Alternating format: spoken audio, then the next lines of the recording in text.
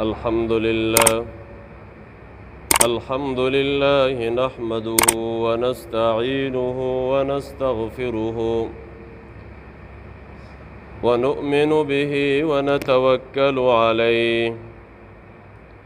ونعوذ بالله من شرور أنفسنا ومن سيئات أعمالنا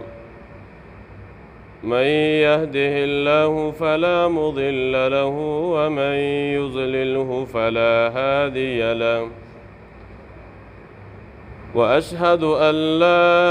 إله إلا الله وحده لا شريك له وأشهد أن محمدًا عبده ورسوله قال الله تبارك وتعالى في كلامه المجيد يا أيها الناس اتقوا ربكم الذي خلقكم من نفس واحدة وخلق منها زوجها وبث منهما رجالا كثيرا ونساء واتقوا الله الذي تساءلون به والأرحام إن الله كان عليكم رقيبا وعن علي رضي الله تعالى عنه قال رسول الله صلى الله تعالى عليه وسلم النكاح من سنتي فمن رغب عن سنتي فليس مني إن الله وملائكته يصلون على النبي يا أيها الذين آمنوا صلوا عليه وسلموا تسليما اللهم صل على محمد وعلى آل محمد وبارك وسلم تسليما كثيرا كثيرا صدق الله العظيم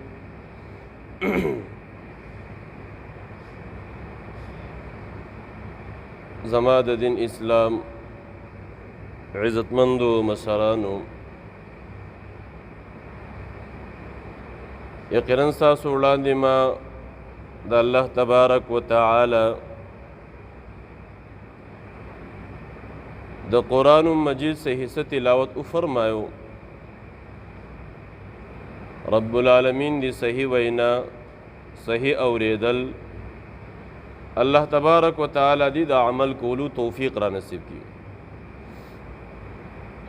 زما عزت مندو بیان موضوع بوی د نکاح بارکی د نکاح څه فائدې دي او د نکاح څه فضیلت دی د هغې باره کې مختصر بیان بی اللہ جل شانہ دی دا عمل کولو توفیق راکی زما عزت مندو نکاح دا رسول اللہ صلی اللہ علیہ وسلم سنت عمل لے او دا صرف د نبی علیہ السلام زمانہ کې نو بلکہ دا آدم علیہ السلام نواخلا تر د جناب محمد الرسول اللہ صلی اللہ تعالی علیہ وسلم پورے د نکاح عملو اگرچہ طریقہ وہ جدا ہوا لیکن د نبی علیہ السلام پوری داغه د امت بلکہ د قیامت پوری د نکاح عمل بھئی زمائی د پندو جنت کے با عبادت نہیں نہ پا جنت کے روجشتا نہ پا جنت کے حجشتا نہ پا جنت کی صدقشتا نہ پا جنت کی مشتا لیکن پا تمام عبادتوں کی یو عبادت اغبا پا جنت کی چاہے تے نکاح ویلے کی دا پا جنت کی باقی یو عبادت پا جنت کی نکی گی دیو جبانی زما عزت مندو जनाब मुहम्मद रसूलुल्लाह सल्लल्लाहु अलैहि वसल्लम फरमाई अन्निकाह मिन सुन्नती, नबी अलैहिस्सलाम फरमाई निकाह दा ज़मा सुन्नत दा और चच्चा ज़मा दी सुन्नत ना रोगर्दानी वकलल, चा ज़मा द सुन्नत ना रोगबतों को मखे वाड़ो फलैस मिन्नी दा ज़मुंग न दे। ज़मा इज़्ज़तमंदो,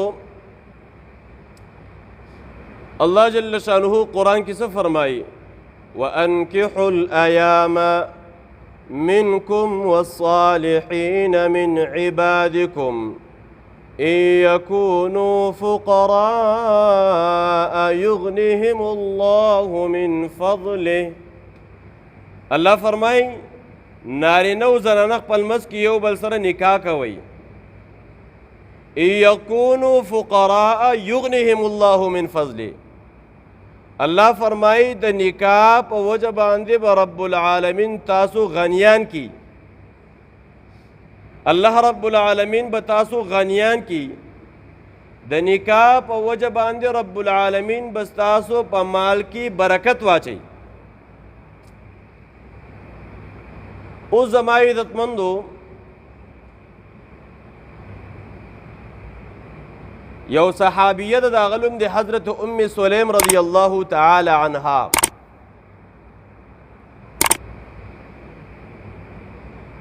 ददी सहाबिये खावन वफात शो और दी हागे ने यो बच्चे पैदा शे दागलुम हज़रत अनस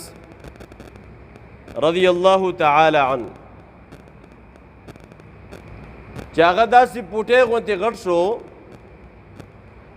उम्मे सुलैम दा डेर दीनदार ज़नाना वा, डेर सालिह ज़नाना वा। दे दा खपल बच्चे रावस्तो मुहम्मद मुस्तफ़ा सल्लल्लाहु तआला अलैहि वसल्लम ता और नबी अलैहिस्सलातु वस्सलाम ते उ फरमाइल कि दा ज़मा बच्चे अनस दा बसा खिदमत कई। देव जबान हज़रत अनस रज़ी अल्लाहु तआला अन्हु लस काला द नबी अलैहिस्सलातु वस्सलाम खिदमत वको। ददे उम्मे सुलैम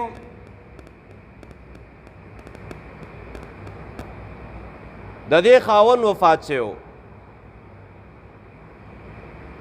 नुचिकले खावन वफात से हो यो सहाबी दे दग टीम किला ईमान न दरावड़े दागलुम दे अबू तलहा रज़ी अल्लाहु तआला अन्हु। आगा अबू तलहा रज़ी अल्लाहु तआला अन्हु वता द निकाह पैगाम रावलेगो वर्ते हुए ए उम्मे सुलैम मा सर निकाह वका नुचिकल दा दरखास्त वतरा वरसेदो उम्मे सुलैम रज़ी अल्लाहु तआला तवई क त कम बाग वाड़े ज़बताल बाग दर कम प महर के उमा सर निकाह वका। अगा वर्ते वे ता ईमान न दे रावड़े त मुसलमान नहीं और ज़मुन इस्लाम और शरीयत की ददे खबर तालीम दे कि द मुसलमान सर ब निकाह के ताला ईमान न दे रावड़े मुसलमान नहीं ईमान रावड़ा माल पमहर की इस्लाम और ईमान ना का स्तामहर के माता बाग न दे पकार स्तामहर के माता ईमान और इस्लाम पकार दे ईमान ना उड़ा मुसलमान शाह जबत आसर निकाह वकम। ज़मा इज़्ज़तमंदो, अबू तलहा रज़ी अल्लाहु तआला अन्हु आगा मुसलमान शो ईमान रावड़ो चिकल मुसलमान शो रब्बुल आलमीन दे अबू तलहा त डेर लोई शान वर कड़े और डेर लोई माल वता अल्लाह वर कड़े। तो ज़मा इज़्ज़तमंदो ज़मा दे खबर असल मकसद दा दे कि दा उम्मे सुलैम दा सालिह वा दीनदार वा दा द दुनिया लालच देने दे करे दे द दीनदार और द ईमान और द इस्लाम लालच वको नुचिदा दीनदार वा د دې مخې ته کارګزارۍ ته غوږ کېده. ابو طلحه رضی الله تعالی عنہ یو ځل سفر باندې تللی د دې یو ورکوټی زوی و. دې سفر باندې لاړو، دا ماشوم بچی بیمار شو. چې کله دې بیمار شو نو بیماري ډېره زیاته شوه، حتی تر دې پورې چې دا ماشوم د بیمارۍ د وجې نه وفات شو. ام سلیم رضی الله تعالی عنها را ولګېدل، دا ماشوم یې پاک اولامبه و، کفن یې ورته ور واچو او کمره کې یو ګوټ ته کېښودو. دا آسان کار نه، دا ډېر ګران کار دی. دا چې په چا باندې راشي د بچي مرګ، دا به یې سړي ته پته لګي. الله دې موږ سره د عافیت معاملې وکړي. ابو طلحه رضی الله تعالی عنہ سفر باندې راغی، روژې وه. تپوس کوي ماشوم بچی څنګه دی؟ ام سلیم جواب کې ورته وایي اوس ښه دی. د هغې تسلي ورکوي، ځکه سفر یې کلی دی، روژې نیولې ده، خوراک څښاک یې ورته تیار کو، خوراک یې بهترین انداز کې خوراک وکړو. بیا چې کله شپه راځي ام سلیم ځان تیاروي او خپل حسن او جمال جوړی چې زما خاوند ته پته ونه لګي، زما خاوند ته د بچي په مرګ باندې دک او غم میلاو نشي. حتی تر دې پورې چې دیو ښځو خاوند خپل منځ کې یو بل سره صحبت هم وکړو. چې کله سهار شو، ام سلیم رضی الله تعالی عنها په حکمت انداز کې ورته خبره کوي. ورته وایي ابو طلحه چې څوک چاله یو امانت ورکي او دا امانت واپس په ورکوي که به نه ورکوي؟ ابو طلحه رضی الله تعالی عنہ ورته وایي نعم، ولې نه، دا خو د دې امانت دی، واپس پې ورکوي. وی الله تبارک و تعالی چې ما او تا ته د بچي په شکل کې کم نعمت راکلی و هغه الله واخیستو. ابو طلحه رضی الله تعالی عنہ چې دا خبره واورېدل، وایي تا ما ته وسوې،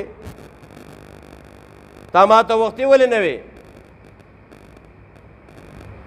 دا ابو طلحه رضی الله تعالی عنہ راولګېدو د جناب محمد رسول الله صلی الله تعالی علیه وسلم خواته لاړو او دا ټوله کارګزاري ورته سوناو کړله. د الله نبي سره سفر باندې تلی ما، زما بچی وفات شوی، ما ته خپل بیبي حل نه دی ویلی، ما روټۍ هم خوړلې ده، ما صحبت هم کړی دی. نبی علیه الصلاة والسلام تی حیرانتیا سره تپوس کوي، وایي تاسو د شپې د یو بل سره صحبت هم شوی دی؟ وایي آو. نبی علیه الصلاة والسلام یو دعا وکړل، بارک الله فی لیلتکما، الله دې ستاسو په دغې ستاسو دواړو دې په دغې شپه کې الله پاک برکت واچوي. ابن عباس رضی الله تعالی عنہ غالباً کمې پیشې دی، الله معاف کړي، هغه وایي ما د دې دعا د نبی علیه السلام د دعا برکت ما په خپلو سترګو باندې ولیدو چې الله پاک ام سلیم او ابو طلحه ته بل بچی الله پاک ورکو کال پس، د هغه نوم و عبدالله، او دې عبدالله ته الله پاک 9 زامن ورکړله او 9 واړه زامن د قرآن حافظانو. دا د دې زنانه د دیندارۍ برکت دی. حضرت ابو هریره رضی الله تعالی عنہ ته نبی علیہ السلام ورته فرمای، ابو هریره روایت هم د ابو هریره دی، یو سړی بیبي کوي د مال د وجې نه، دا زنانه مالداره ده، زه نکاح ورسره کوم د مال د حرص د وجې نه، یا یو سړی نکاح کوي د حسن د وجې نه، یا یو سړی نکاح کوي د نسب په وجه باندې، یا یو سړی نکاح کوي د دیندارۍ په وجه باندې. 4 قسمه شو. نبی علیہ السلام حضرت ابو ته فرمایي ابو هریره ولمالها ولجمالها، یا د مال په وجه باندې، یا د جمال په وجه باندې، یا د نسب په وجه باندې، یا د دین په وجه باندې. او نبی علیہ السلام فرمایي ابو هریره ته چې نکاح کې د دینداري زنانه سره کوه. چې کله زنانه کې دین راغی، زنانه کې حیا رالل، زنانه دینداره وه، الله تبارک و تعالی د فردې په وجه باندې د زنانې په مخ او د زنانې شکل چې کوم دی الله ښایسته کوي. تاسو وګورئ کومه زنانه چې فردې او حیا کې زندګي تیروي، د هغې حسن وګورئ او کومه زنانه چې بهر ګرځي د زناورو غوندې ګرځي او د خپل چې کوم دی خپل حسن خلکو ته ښکاره کوي، تاسو د هغې خوبصورتي وګورئ. الله جل شانه د انسان د زنانه د هغې ښایست چې کوم دی الله پرده کې ښودی، دې وجه باندې زنانه به حیا والی.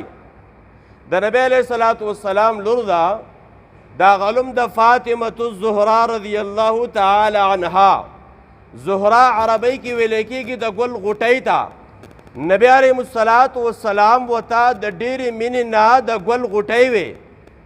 لیکن هغه فاطمه چې یو ځل نبی علیه الصلاة والسلام فاطمه ته فرمایي ای زما بچیا، ای فاطمه وګوره اسمان کې سپومۍ راختلې د 14مې شپې ده، بره وګوره. فاطمه نه ګوري، بیا ورته وایي بچیه بره وګوره سپومۍ ته.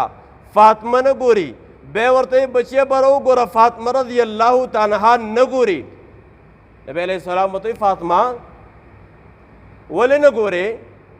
بره ولې نه ګورې، زه درته وایم بره وګوره. فاطمه رضی الله تعالی عنها جواب کوي ای زما ابا جانه، زه دې سپومۍ ته ځکه نه ګورم چې په دې باندې به د غیر خلکو نظر لګېدلی، غیر خلک هم دې سپومۍ په انتظار باندې هغې ته به ګوري، داسې نه چې زما سترګې لیدل د هغو د سترګو د لیدلو سره یو شانتې را نه شي. دې ته حیا ویلی کېږي. هغه فاطمه چې کله وفات کېږي د هغه وصیت واوره، زما جنازه د شپې وکئ چې زما د جنازې کټ هم د چا په نظر باندې را نه شي. دې ته حیا ویلی کېږي. زما عزتمندو، نکاح دا یو بهترین عمل دی. اوس د نکاح فایدې څه دي؟ د نکاح فایدې علماو ډېرې لیکلي. تاسو خیال کوئ کله چې ماشوم وفات شي، ماشوم الک یا ماشومه جینۍ، مونږ او تاسو جنازې ته لاړ شو، جنازه کې امام اعلان وکړي څه وایي؟ یا وایي نابالغه الک دی یا وایي نابالغه ماشومه ده، داسې وایي. دا ولې دا خبره کوي؟ دا دې وجې نه وایي چې کومه دعا تاسو بله وایي اللهم اغفر لحینا وایي هغه مه وایئ، بلکې د ماشومې جنۍ یا د ماشومې الک چې کوم نابالغه دی هغه دعا وایئ.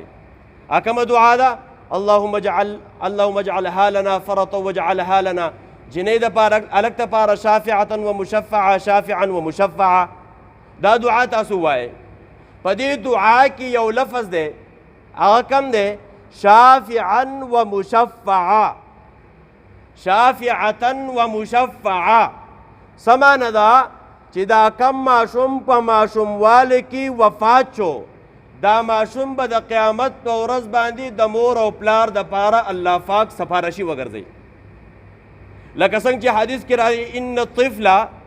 یقینا دا ماشوم یأخذ الثوب، د قیامت په ورځ باندې به د مور او پلار دا لمن ونیسي، ویجر الی الجنه، او جنت طرف ته به راکاږي، جنت طرف ته به راکاږي. نو زما د پندو چې نکاح نه شوي اولاد نه پیدا کېږي، نکاح وشي اولاد پیدا شي، نو دا اولاد د قیامت په ورځ باندې د مور او پلار دپاره د مغفرت ذریعه ده. دویم زما عزتمندو، کم سړی نکاح وتړي هغه د شیطان د وسوسو د شیطان د دوکو نه محفوظ شو، او چې کله انسان د شیطان په جال کې را نشي، د شیطان په دوکه کې را نشي، دا انسان کامیاب دی. ځکه زما عزتمندو شیطان د هغه محنت دا دی چې په څه نه څه درجه کې انسان ګمراهۍ ته ورسوي، حتی تر دې پورې کفر ته هم رسوي. او دا نظر دا د شیطان د غشو نه یو غش دی. نبی علیه السلام فرمایي دا د شیطان د غشو نه یو غش دی. مصر کې زما عزتمندو قصه راځي، مصر کې یو سړی دی 30 یا 40 سال اذان ویلی دی، 30 یا 40 سال اذان ویلی دی، خلک یې الله طرف ته رابللی، لیکن یو ځل اذان شروع دی، حی علی الصلاة کې یو طرف ته وکتل، لاندې د عیسائی کور دی، د عیسائی په کور کې یو جنۍ باندې نظر ولګېدو، اذان یې پرېښودو، د عیسائی کور ته لاړو، جنۍ ته وایي ما سره واده وکړه، ما سره واده وکړه. هغه وی ګوره ته مسلمان یې، زه عیسایڼه یم، زه تا سره څنګه واده وکړم، لږ صبر وکړه زما پلار به راشي. چې کله پلار راغی، پلار هم عیسایي و د دې جنۍ. نو دا ورته وایي زه ستا د لور سره چې کوم دی واده کوم هغه ورته وایي ګوره ته مسلمان یې ته خو به دې جومات کې اذان وې او دا خو عیسایانه ده خو یو خبره ده چې زما لور تاله در کوم خو ته به مسلماني او ایمان نه به لاس انځي مسلماني او ایمان به پرېږدې دی وی ډېره ښه ده هغه مسلماني هم پرېښودل هغه ایمان هم پرېښود عیسایي شو چې کله عیسایي شو ګوره دا د نظر اثر دی دا نظر رسول الله فرمایي دا د شیطان د غشو نه یو غش دی زړه باندې اثر کوي نو چې کله هغه واخیستله پړو باندې راکوزېدو خپې خطا شول لاندې راولېدو سر باندې ولګېدو د دنیا نه مردار لاړو نو شاعر یو شعر لیکلی دی وای نه ادھر کے رہے نہ ادھر کے رہے نہ ادھر کے رہے نہ ادھر کے رہے نہ خدا ہے ملا نہ وصال صنم وای نه د دې دنیا شوې نه د هغې دنیا شوې نه لیلا میلاو شو نه الله میلاو شو زما د پندو چې کله انسان نکاح وکړي د ډېرو ګناهونو د وجې نه رب العالمین چې کوم د ډېر ګناهونو نه الله پاک دې بچ کړي نبی علیه الصلاة والسلام ته یو صحابي راغی نبی علیه السلام ته فرمایي د الله نبي ما نکاح وکړله نبی علیه السلام ورته وایي د نیم ایمان د حفاظت وشو د نیم ایمان د وشو د نیم د حفاظت کوه معنی رسول الله صلی الله علیه وسلم نکاح ته نیم ایمان ویلی دی نیم ایمان یې ورته ویلی بل زما عزتمندو اوس د ښځې خاوند باندې کم حقوق دي خاوند په ښځې باندې کم حقوق دي په هغې باندې بیا خبره ډېره زیاته اوږدېږي لیکن زما عزتمندو نن که موږ او تاسو معاشره باندې نظر وساتو نن ښځه د خاوند نه خفه خاوند د ښځې نه خفه او چې شاته پس منظر یې وګورې خفګان به صرف او صرف د بد اخلاقۍ په وجه باندې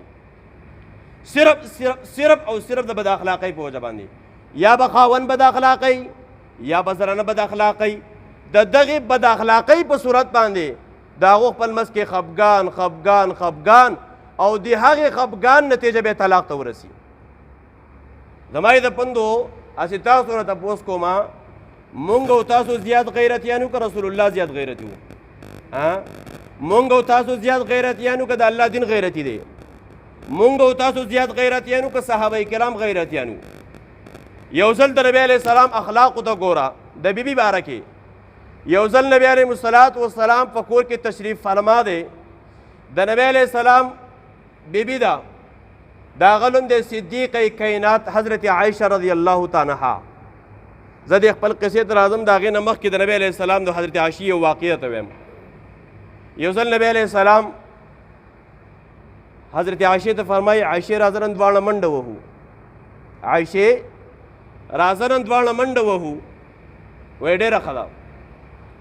نبی علیه السلام او حضرت عایشې رضی الله تعالی عنها منډه شروع کړله حضرت عایشې رضی الله تعالی عنها وجود نه داسې سپکه وه نبی علیه الصلاة والسلام نه داسې مخکې شوه بیا څه وخت پکې تیر شو نبی علیه السلام ته فرمایي عایشې دوباره منډه نه وهو وایي ډېره ښه ده حضرت عایشې رضی الله تعالی عنها وجود لږ داسې غټ شوی و کله چې دواړو منډه شروع کړل نبی علیه السلام دې مخکې شو نبی علیه السلام ورته جواب کې وایي عایشې تلکه بتلکه معنی بدل مې درنه واخیستو نو دې نه معلومه دا شو چې نبی علیه السلام د صحابه کرامو سره او د خپل بیبیانو سره مذاق کړی دی نو مذاق کې ګناه نشته خو هغه مذاق چې هغه د دین نه بار نه وي نبی علیه السلام صحابو سره مذاق کړی خو په دین کې دن نه کړی څنګه یې کړی دی یو زنانه ورته راغله وایي د الله نبي زه به جنت ته ځم که نه نبی علیه السلام ورته وایي بوډۍ به جنت ته نه ځي بوډۍ به جنت ته نه ځي هغه زنانه چې کوم دی په ژړا شوله وایي د الله نبي څنګه به جنت ته نه ځي نو په جنت کې بوډۍ جنت کې خو ځواني ده ان لکم ان تشبو جنت کې خو ځواني ده په جنت کې بوډاوالی څه کوي دا د نبی علیه السلام مذاق دی په دین کې دننه حضرت علی رضی الله تعالی عنہ سره ناست دی کجورې خوري نبی علیه السلام کجوره خوري او د کجورې اډوکې رالی او د حضرت علی رضی الله تعالی عنہ مخې ته وراچوي کجوره خوري او د کجورې اډوکې رالی او د هغه مخې ته وراچوي نبی علیه السلام ورته فرمایي علي د دې خپل مخې ته وګوره تا څومره خوراک وکړو ما څومره خوراک وکړو حضرت علی رضی الله تعالی ډېر حاضر جواب نبی علیه السلام ته فرمایي د الله نبي تا سره د اډوکو وخوړه دومره حاضر جواب و یو ځل ابوبکر صدیق رضی الله تعالی عنہ حضرت عمر رضی الله تعالی لار باندې روان دي په مس کې وسره حضرت علی رضی الله تعالی عنہ روان دي حضرت علی رضی الله تعالی باندې نه داسې چیتو نو چې دوه کسان رواني په مس کې چی سره رواني ناشنا ښکاري حضرت عمر رضی الله تعالی باندې نه دنګو نو کله ناکله به د حضرت علی رضی الله تعالی عنہ سره داسې مذاق کوو یو ځل ورته حضرت عمر فرمای علی وای ها وای ته زمونږ په مس کې زما او د ابوبکر په مس کې داسې ښکارې لکه لنا څه لیکای کې چې لنا ولیکې یو طرف ته لام دی که نه په مس کې نون دی بیا الف دی که نه نو لام او الف معنی دا چې دا لام زیم او دا الف ابوبکر دی او دا نون پکې تی معنی په مس کې داسې چیت روانې نو حضرت علی رضی الله تعالی ډېر حاضر جواب وی عمر وی ها وی د لنا نه دا نون کټ کسه پاتې شو د لنا نه نون کټ کسه پاتې شو وی لا پاتې شو لا په عربۍ کې ویل کېږي نه که نه لا د نه معنی ورکوي نو ای عمره زه چې ستاسو مس کې نه یم تاسو هېڅ هم نه نو نبی علیه السلام او صحابه کرام خپل مس کې د دین باره کې دننه مذاق کړی خو د دین نه بار نه دی نو زه خپل موضوع ته راځم د نبی علیه السلام د خپل بیبي سره کم اخلاق و حضرت عایشه رضی الله تعالی عنها د نبی علیه السلام بلې بیبي ده هغه خادمې ته خوراک ورکړو چې دا نبی علیه السلام ته ویسه نو دا بنه خو داسې چې دا خو د بلې بنې هغه دغه نه خوښوي د هغه میلمستیا خو نه خوښوي او نو یو سړی و هغه ډېر زیات هوښیار و ډېر هوښیار و هغه چېرته څلور ښځې کلې وې د هغه نه څلور واړه ښځې خوشحاله وې چا ورته یو ځل وی یاره وایي څلور ښځې خوشحالول دا خو ډېر ګران کار دی ځکه زما یې د بندو فرمایي چې کم سړي دوه یا درې زنانه وکړي او د دې په منځ کې عدل او انصاف ونه کو د قیامت په ورځ باندې دا په یو طرف را رواني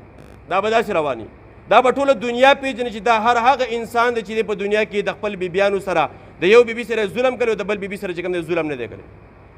مولانا اشرف علي تنویر رحمت الله علیه دوه بیبیانې وې یو ځل دوه هندوانې راوړې یوه هندوانۍ وې ته ورتلل بله هندوانۍ بلې ته ورتلله بیا یې اواز وکړل هندوانۍ واپس راکوي چې واپس یې راکړې نو په منځ باندې نیمې کړلې نیمې د یوې سره مرګرې کړل بله نیمې د بلې سره مرګرې کړل وایي پته نه لګي کېدای شي دا یوه راښیي دا یوه راوایي دا بله خوږوي نو هغه اعتدال دې ته ویلی کېږي نو نبی علیه السلام د خپل بیبیانو سره اعتدال کوو حضرت عایشه رضی الله تعالی عنها چې کله دا خوراک راوړو نو خادمې ته وایي چا دله خوراک درکړو چې د نبی علیه السلام بیبي ورته یاده کړله چې هغه راکړو نو هغه باندې دا خبره ښه ونه لګېده چې نبی علیه السلام خو زما سره پاتې کېږي په کار دی چې خوراک سکاک زه ورکړم نو تا ته څه ضرورت دی چې د خوراک رالیږي نو غوسه شوه نو چې غوسه شو نو د خادمې په لاس کې چې کوم لوښی نو داسې په سپېړه ووالو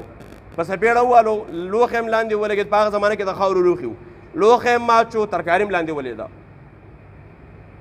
اوس الله دې کمې پیسې معاف کړي که دا حالات په مونږ رالله نو بیا خو پته نه چې کم ډانګې به بیا رالو کومه مسله به جوړېږي کومه لانجه به جوړېږي نبی علیه السلام اسم ونه وی د دوانو جهانو سردار محمد مصطفی صلی الله تعالی علیه وسلم د لاس مبارکو نظار شم نبی علیه السلام کېناستو او هغه ترکاري په خپل لاس مبارکو باندې راغونډه کړله او هغه خادمې ته وی وی لږ صبر کوه د حضرت عایشې د کمرې نه وله بل لوښی راواغېستو وایي دا ویسه دا د بیبیانو سره اخلاق دي نن چې معاشره کې څومره خفګان په کور کې جوړ دی ټول د بد اخلاقۍ نه دی خاوند هم بد اخلاقي کوي ښځه هم بد اخلاقي کوي دا د نبی علیه السلام تاریخ مخې ته کېدو دا کېدو د خپل بیبیانو سره د رسول الله کم اخلاقو د دې وجه باندې زما عزتمندو مونږ او تاسو ته په دې خبره کې د دقې تعلیم دی چې مونږ او تاسو معاشره کې زندگی تېرو چې زمونږ او تاسو د خپل بیبیانو سره بهترین حسن سلوک او د نکاح باره کې زما عزتمندو دا ډېر لوی ثواب دی فرمایي کوم سړي چې نکاح تړلې ده که دې بازار ته لاړم ثواب کې دی واپسې کې راځم ثواب کې دی چې کوم سړي نکاح نه ده تړلې جومات ته را روان دی ثواب ورته شته خو جومات نه بار ته ځلاړ ثواب ورته نه میلاوي دا د نکاح برکت دی په دې وجه باندې زما عزتمندو زما د بیان اصل مقصد هغه د نکاح باره کې و د نکاح فضیلت و باقي به دي کې نور ډېرې زیاتې خبرې دي الله دې کمې پیسې معاف کړي خو زما عزتمندو اصل کې قرباني را روانه ده نو زما د دې جمعې په کار ده چې ما د قربانۍ باره کې خبرې کړې خو زه به آینده جمعه کې بیا خپل محله کې ځکه بیا هغه دوه بیان نه راځي نو دې جمعه کې زما د نکاح باره کې بیان و آخر کې د قربانۍ باره کې بس 1 منټ 2 منټه خبره زما عزتمندو قرباني به کوو که به نه کوو انشاءالله کوو به که نه په الله به غیرت کوو که بې غیرتي به کوو غیرت به کوو انشاءالله څوک چې په الله غیرت کوي نو الله پاک بې غیرت کوي که بې نه کوي په الله به غیرت کوي انشاءالله قرباني څومره ثواب دی ډېر ثواب دی رسول الله فرمایي د دې زناور په جسم باندې چې څومره ویښته ولاړ دي د هر وخت باره کې الله پاک د هر وخت په مقابله کې یو نیکي وته الله ورکوي کله چې د دې زناور چې کوم ذبح شو د دې وینه ځمکې ته ورسېدل د ځمکې رسېدلو نه مخکې رب العالمین د دې مغفرت کوي ثواب دی که نه دی رسول الله فرمایي د دغې زناور قدر کوئ د قیامت په ورځ باندې د پل صراط په پل باندې ستاسو سورلي ده اوس زما د پندو عقل خدا تقاضا کوي چې څاروی مونږ حلال کو نو پکار دی چې خوړ ته واچو دا خو مونږ د الله دپاره حلال کو پکار دی چې دریاب ته واچو الله څه فرمایي لن ینال الله لحومها ولا دماؤها ولکن یناله التقوا منکم نه ستاسو غوښې ماته رارسي نه ستاسو وینه ماته رارسي ستاسو تقوا ماته رارسي په خپل حلال کا په خپل کور کې په خپل بچو باندې وخوره الله خوشحالېږي څومره لوی ثواب دی عزتمندو کم سړی چې باندې قرباني واجب ده او دې قرباني ونه کړله رسول الله فرمایي دا زموږ عیدګاه ته هم نه راځي زموږ عیدګاه ته هم نه راځي زما عزتمندو دې نه مونږ تاسو یو مسله یاد ساتئ مونږ عام طور باندې زه هر جمعې بیان کې خپل محله کې هم دا خبره کوم د کم زنانو سره چې کالی ورسره دی دا مسله لږ وضاحت سره سمجھ کې کیدی کم زنانو سره چې سره زر ورسره دی کالی او د دې زنانو سره نقدیات هم ورسره دي اگر چې لږې پیسې دي نقدیات ورسره دي د دې زنانه باندې قرباني واجب ده دې زنانه باندې قرباني څه ده واجب ده مونږ په کور کې چې کوم دی نو بس یوه حصه اخیستي معنا لس چا 70,000 روپۍ باندې وایي اخیستی دی یو 10 روپۍ حصه پکې زما شوه نو زه تجارت کوم ما باندې واجب ده نو هغه زما دپاره شوه زما په دې کور کې بیبي ده کور کې مې انګور د هغې کالی شتی کور کې بل انګور د هغې کالی شتی بل انګور د هغې کالی شتی ټیک ته زامنو باندې نشته زامن چې اگر تجارت لري خو چې پلار ژوندی پلار چې وکړل بچو وشوه خو دې کور کې چې کمې زنانه دي په هغو سره کالی ورسره دی هغې به څه کېږي دې وجه باندې عزتمندو مونږ او تاسو زه وایم کنه لاکه خلکو ته وایم اسانه طریقه دا ده چې د 2 کالو څخه علی 2 یا 2.5 کالو څخه علی پای کې د 2 کسانو حصه کېږي بل څوک پکې بل شریک کوي په خپل کور کې دن نه کوي په خپل کور کې دن نه کوي نو دې وجه باندې زما عزتمندو بیا چې 10 ورځې پاتې شي 10 ورځې مخکې چې کوم دی نوکان نه کټ کوو یا اخته چې کوم دی نه کټ کوو زما عزتمندو دا ډېر لوی ثواب دی دې باندې زما عزتمندو اوږد بیان پکار دی مختصرا طور ما په دې باندې خبرې وکړې الله تبارک وتعالی د عمل کولو توفیق راکړي مانځه نه پس چې کوم دی مولوي صاحب وینا وکړله یو ماشوم راغلی ورسک مدرسې نه چاندي په مناسبت باندې راغلی دی مانځه نه پس بیا د هغې سره تاسو خپل اخلاص او تعاون وکړئ الله د عمل کولو توفیق راکړي الله ګناهونه معاف کړي الله د ټول عالم ګناهونه معاف کړي الله سچې مې سمبول الله د عمل کولو توفیق رانصیب الله زندگی میں عملی جوړه کې الله عمل کې اخلاص پیدا کړي اخر وقت د افاق او عظیم کلمه نصیب کړي لا اله